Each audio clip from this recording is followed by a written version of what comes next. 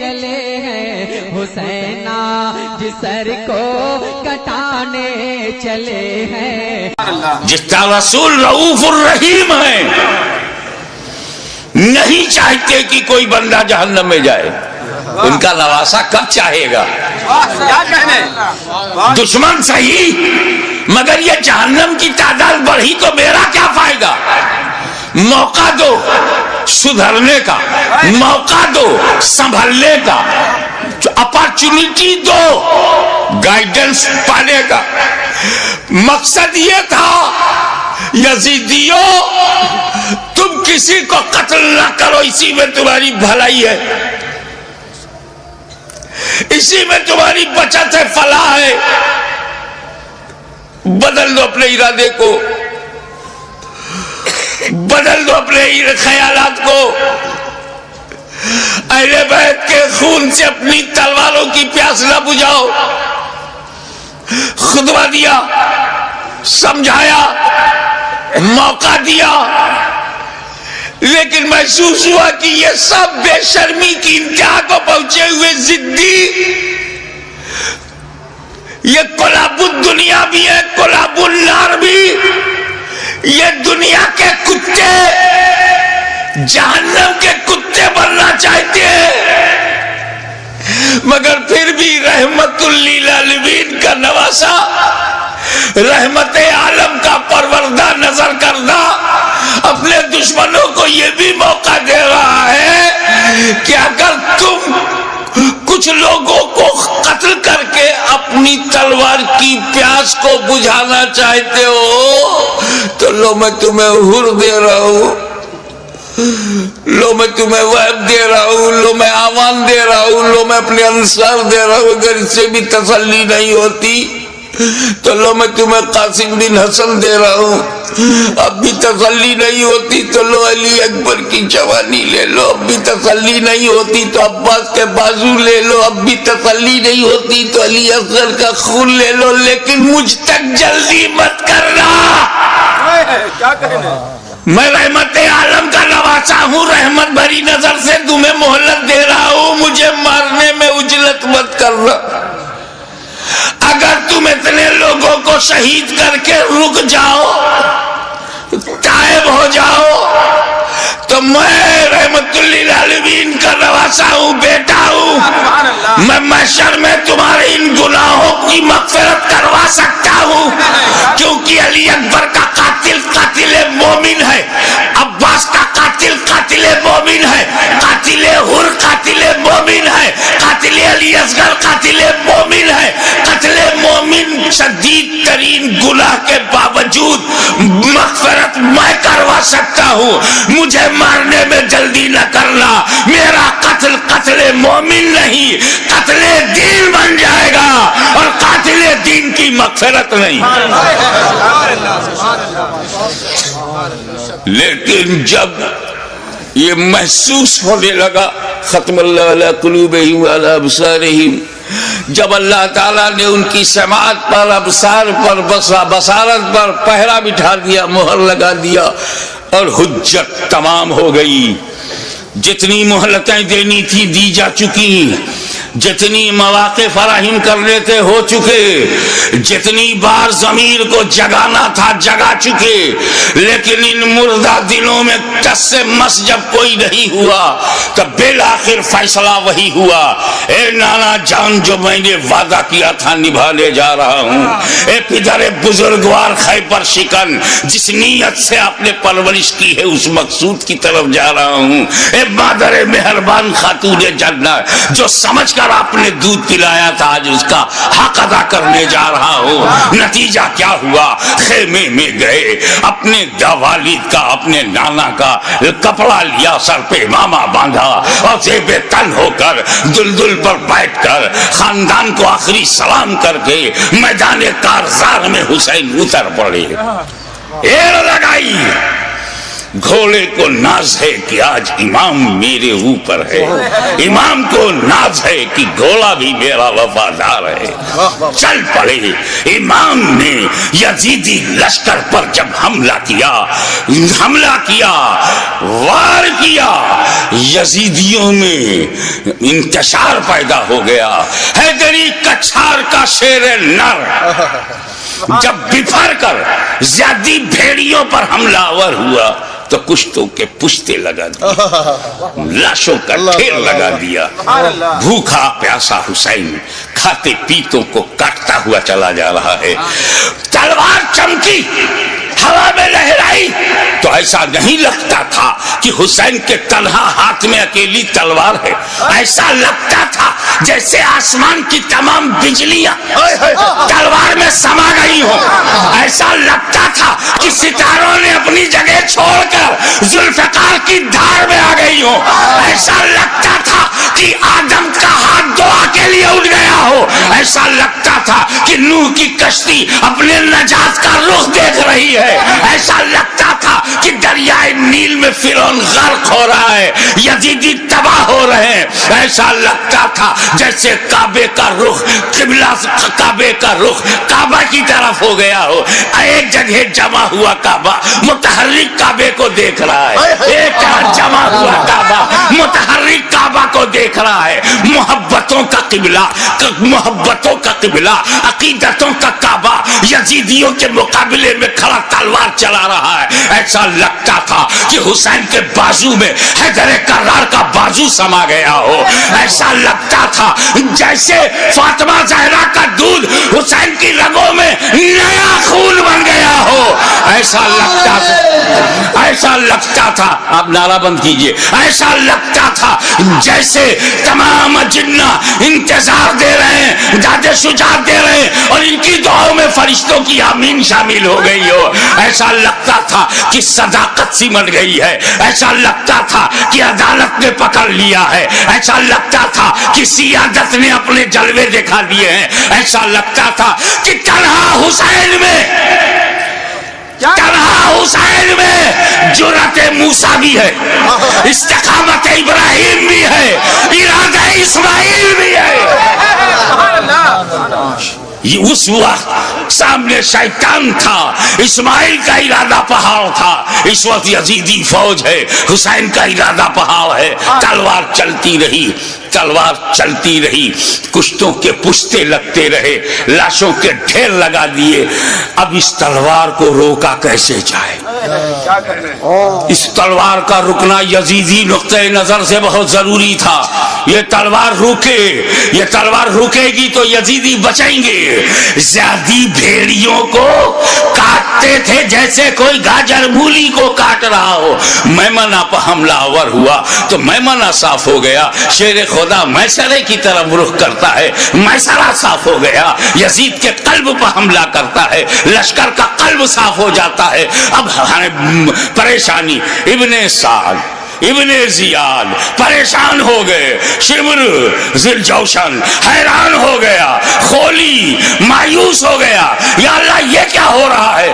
ایک ہی آدمی سب کی گردنیں کاٹتا چلا جا رہا ہے۔ کہیں ایسا نہ ہو کہ ایک تاریخ ایسی بن جائے کہ 20,000 کے لشکر جرار کو تنہا ایک آدمی نے شکست دے دیا۔ اس تلوار کو رکنا چاہیے، یہ تلوار رکنی چاہیے، مگر اس تلوار کو روکا کیسے جائے؟ وہ تلوار جسے بھوک نہ روک سکی، وہ تلوار جسے پیاس نہ روک سکی، وہ تلوار جسے لاشیں نہ روک سکی، وہ تلوار جسے زینب و سکینہ کے مریض خطر میں آ جانے کا اندیشہ نہ روک سکا، وہ تلوار جسے علی اکبر کی لوٹی ہوئی جوانی نہ روکے، وہ تلوار جسے لٹا ہوا قاسم کا شباب نہ روکے، وہ تلوار جسے عباس علم بردار کے کٹے ہوئے بازو نہ روکے، وہ تلوار جسے معصوم اور شیر خوار بچہ علی اصغر کی موت نہ روک سکے، اس تلوار کو کوئی روک نہیں سکتا۔ زمین بھی تائید میں ہے، آسمان بھی حمایت میں ہے، فضا بھی مددگار ہے، اس تلوار کو کوئی روک نہیں سکتا۔ وہ تلوار جو بھوک سے نہ رکے، پیاس سے نہ رکے، قتل سے نہ رکے، خیموں میں لاشیں لے جانے سے نہ رکے، اچانک وہ تلوار رک گئی، وہ تلوار رک گئی۔ بس یہی نازک سا موڑ ہے، وہ تلوار رک گئی۔ بھوک سے نہیں، پیاس سے نہیں، شہیدوں کی شہادت سے نہیں، بہو بیٹیوں اور بہنوں کے خطرے میں جانے کے اندیشے سے نہیں رکی. وہ تلوار اس لیے رک گئی کہ نماز کا وقت ہو گیا. سبحان اللہ. نماز کا وقت ہو گیا. اتر پڑے زخمی، تیروں سے بدن چھلی، نیزوں کی مار. علی کا ایک شیر ان جنگلی کتوں میں گھر گیا. آپ جانتے ہیں واقعی ایک شیر ہو اس کو 2000 کتے گھیر لے تو کن کن کتوں کو مارے. زخموں سے چور، ہر بدن کے ہر حصے سے لہو. یہ کیسا وضو ہے میرے امام؟ اللہ. ہمارے لیے، امت کو بچانے کے لیے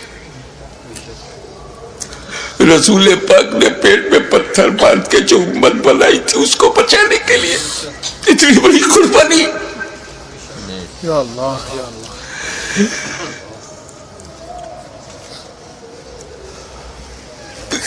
زمین پر گرے سجدے میں.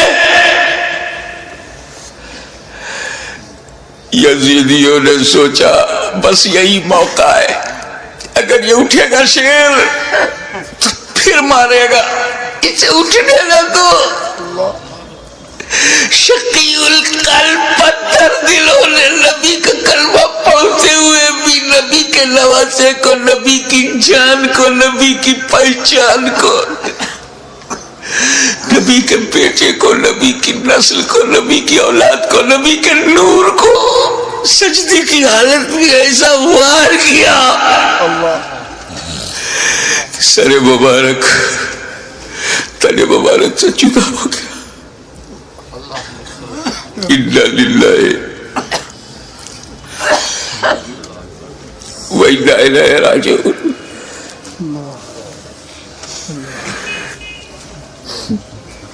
کٹ گیا، گردن کٹ گئی. سنی مسلمانوں، گردن کٹ گئی. کون سی گردن؟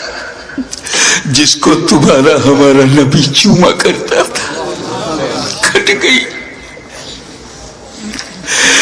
کعبے کے ایک پتھر کو میرے نبی نے ایک بار چوما، حجر اسود کو قیامت تک لوگ چومیں گے، مگر حسین کے گلے کو تو نبی نے بار بار چوما تھا، بار بار چوما تھا. تم کہتے ہو حسین کا گلا کٹا، حسین کا گلا کٹا. میری دل سے پوچھ، بوسا گاہ مصطفیٰ کٹ گئی، بوسا گاہ رسول کو کاٹ دیا. میں ایک مرتبہ بیمار پڑا تھا برطانیہ میں. میری ماں کا خط آیا، بیٹا تمہاری کیسی طبیعت ہے؟ مجھے بڑا تعجب ہوا. میری ماں کی چوچا شریف میں انگلینڈ میں ان کو محسوس کیسے ہوا تو کسی نے سمجھایا یہ ممتا ہے، یہ خون کا رشتہ ہے. تو بیمار پڑ گیا تھا، سر سمندر پار خون کے رشتے نے ماں کے دل میں احساس ڈالا. ارے جب ماں بیٹے میں احساس کا یہ رشتہ ہوتا ہے تو جب حسین کا گلا کٹا ہوگا تو لب مصطفیٰ پہ کیا گزری ہوگی.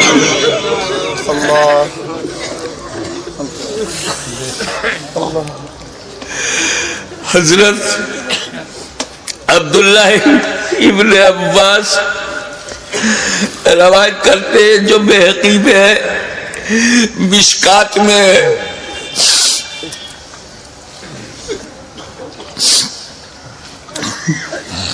کہ ام المومنین ام سلمہ نے خواب میں دیکھا کہ کہ حضور صلی اللہ علیہ وسلم کے ہاتھ میں شیشہ ہے. پوچھا یا رسول اللہ یہ کیا ہے؟ کہا یہ میرے بیٹے حسین اور کربلا کے شہیدوں کا خون میں صبح سے اس میں جمع کر رہا ہوں.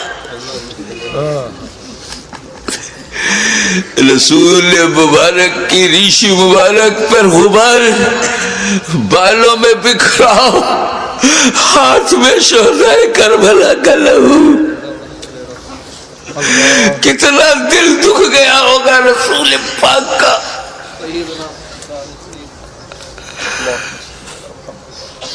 سر کٹا، کیسے بولوں، نہیں کہہ پا رہا ہوں. کسی اور گھر کا واقعہ ہوتا تو میں تفصیل سے بیان کرتا. یہ غم تو میرے اپنے خاندان کا غم ہے. یہ تو اہل بیت کی آزمائش کا. بس یوں سمجھو کہ نیزے پہ اس سر کو اٹھایا ظالموں نے. اللہ نیزے پہ اٹھانے کا مطلب کچھ سمجھ میں آیا؟ گردن کٹ گئی، نیزے کو رکھا گا اس گلی میں جس سے رسول پاک کا لعاب دہن گزرا تھا، وہ گلا جس سے خاتون جنت کا جنتی دودھ گزرا تھا، جس پر علی مرتضیٰ کے دیے ہوئے لقمے گزرے تھے. امام علی مقام کے گلے میں وہ گلا کٹا ہوا دیکھا ہوگا نا، جب گلا کٹتا ہے تو ایک اسی میں ڈال دیا. ارے جسے نبی چومتے تھے اس پہ تم نے نوکے نیزا. یزیدیوں، تم نے کل بھی حسین کو ستایا تھا، آج بھی ستا رہے ہو. فرق یہ ہے کہ کل نوکے نیزا سے تکلیف پہنچائی تھی، آج اپنی تقریروں میں نوکے زبان سے تکلیف پہنچا رہے ہو، نوکے قلم سے تکلیف پہنچا رہے ہو. یاد رکھو حسین نے امت کو اسی لیے بچایا ہے کہ ساری زندگی امت حسین پر قربان ہوتی رہے گی، حسین پر ہم اپنی جان دیتے رہیں گے. نیزے پہ اٹھا لیا. یہ تو ہندوستان کا کوئی اتیاچاری بھی نہیں کرتا. نیزے پہ اٹھا لیا، حسین کے سر مبارک کو لو کے نیزہ پہ رکھ کر اٹھا دیا. جلوس نکالا، لوگ نیزہ پہ بلند کر دیا امام کا سر، اور وہیں سے میرا امام اپنے غلاموں کو آخری درس دے رہا ہے. اے میرے غلاموں، دیکھو یزیدیوں کی بھیڑ میں، یزیدیوں کے لشکر میں تیرا امام کا سر اوپر ہے، تیرے امام کا سر اوپر ہے، تیرے امام کا سر بلند ہے. یعنی جن کا سر کٹا نہیں ان کا سر نیچے ہے، جس کا کٹ گیا وہ سر بلند ہے. تبھی تو غریب نواز نے کہا سردار نداد در دست یزید حقا کی بنائے لا الہ حسین. وآخر دعوانا الحمدللہ.